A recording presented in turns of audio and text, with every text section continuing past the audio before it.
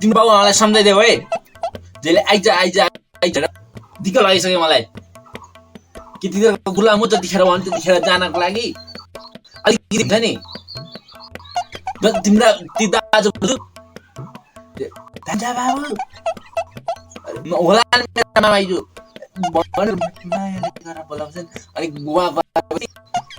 वर्षहरू दिन्न भान्जा अरे घाँस काट्दिन्न भान्जा भाँडा मोल्दिन्न भान्जा कहिले त गुसो र लाउँछ होला त्यही काम लगायो भनेर महलो जानु छ महलोमा अझै के मर्म माइजू राक्षस जस्ता छन् खौला जस्तै गर्छन्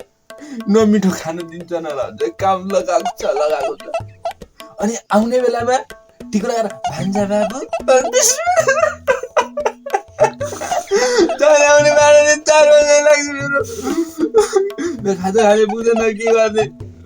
हे भगवान खाजन भयो नि मलाई छिटै उठाऊ भगवान भयो